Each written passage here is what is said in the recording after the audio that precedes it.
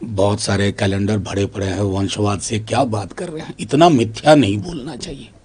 झूठ के पर होते हैं, लेकिन आपने तो बड़े बड़े पर लगा दिए। मैं तो सिर्फ ये कहूंगा कि इस युवा ने उस डायरी में क्या आरएसएस की भूमिका की बात की है? कितने माफीनामे लिखे गए? क्या इस युवा ने सामने आईना रखा कि जिस आपातकाल को मैंने देखा, भोगा, संघर्ष किया, आज परिस्थितियां वो क्यों हैं?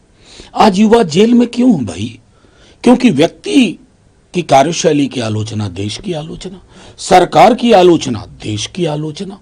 तो कल मैं डायरी तो नहीं, मैंने एक खत लिखा कि रामनाथ गोयन का जो प्रतीक थे मीडिया फ्रीडम के इमरजेंसी के दौरान, आज अगर वो होते तो क्या लिखते? मीडिया के बारे में, देश के हालात के बारे में। माननीय गृह मंत्री जी को मौका लगे, एक बार वो खत जरूर पढ़ें, थोड़ा कोर्स करेक्शन का उनको मौका लगेगा। दूसरा सवाल से जरूर और अब सीधे कांग्रेस प्रेसिडेंट खड़गे साहब के बीच जो वाकयुद्ध चल रहा है वो एक छायावाद की तरह दिखता है। खड़गे साहब बिना नाम लिए कहते हैं, कुछ लोग कहते हैं कि मोदी पहले है।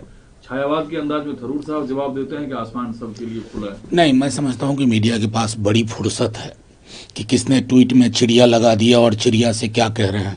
महत्वपूर्ण ये है कि खड़गे साहब क्या संदेश देना चाह रहे थे। इमरजेंसी में क्या हुआ था? देवकांत बरुआ ने क्या कहा था? आज वो हालात नहीं है कि Modi is India, India is Modi. कमोबेश वही स्वर है। और खास करके मीडिया के अंदर पूरा का पूरा इकोसिस्टम, कोई भी महत्वपूर्ण मौलिक चिंता जो इस देश की है उस पर चर्चा नहीं हो रही है। डिप्लोमेसी को आपने नेस्तनाबूद कर दिया, झूले में रख दिया।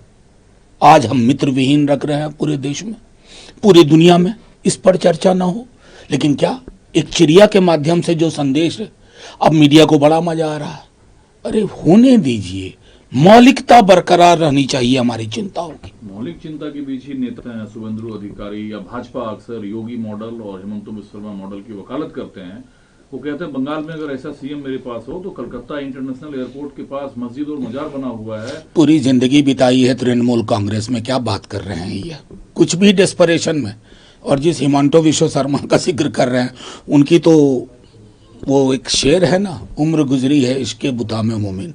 तो पूरी उम्र तो कांग्रेस में गुजार के आए हैं शुभेंदु जी। राजनीतिक जुबान देश के संविधान और इसके मर्म के अनुरूप होनी चाहिए। आपकी जुबान इस देश के मिजाज को खत्म करती है। आपकी पार्टी तेजस्वी यादव 17 साल के कार्यकाल को बार बार कहते हैं, 65% रिजर्वेशन की बात करते हैं, जाति जनगणना की बात करते हैं। बीजेपी सुप्रीम कोर्ट में चैलेंज दी, नीतीश कुमार चुप हैं। क्या ये आरजेडी का सिग्नेचर प्रॉमिस है? नहीं, देखिए, तेजस्वी जी को अपने कार्यकाल के बाद आप उसकी पूरी क्रोनोलॉजी और टाइमलाइन देखिए। 20 के चुनाव में किस कमिटमेंट के साथ गए थे? जब मौका लगा, नीतीश जी की अंतरात्मा इधर करवट ले ली, तो 17 महीने में उनकी शर्त ही यही थी, नौकरी और जातिगत सर्वेक्षण दोनों हुआ। उसके आधार पर निर्णय हुए, तमाम वो निर्णय पेंडिंग कर दिए गए। तो जाहिर है कि इसको सिग्नेचर कैंपेन नहीं बताया जाइए।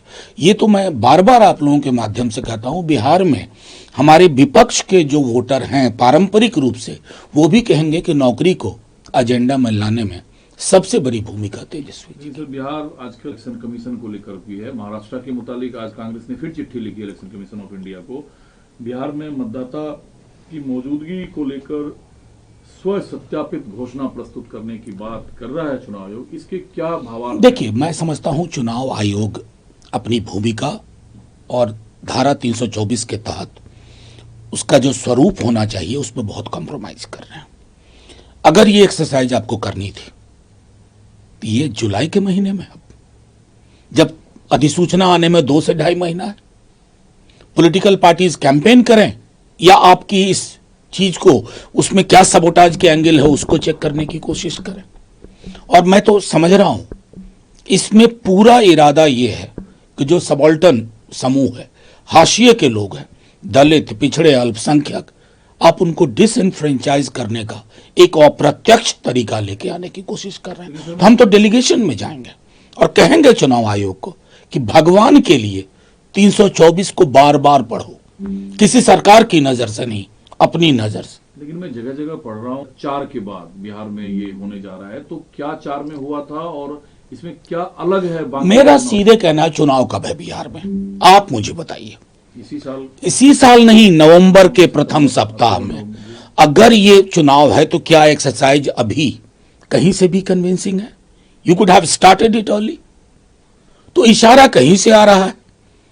मैं बार बार कह रहा हूं कि पूरी कोशिश है उन समूहों को डिसइनफ्रेंचाइज करने की जिन समूहों के बारे में एतबार नहीं है भारतीय जनता पार्टी को उनको वोट करें। Rising the question the timing या फिर इंटेंशन?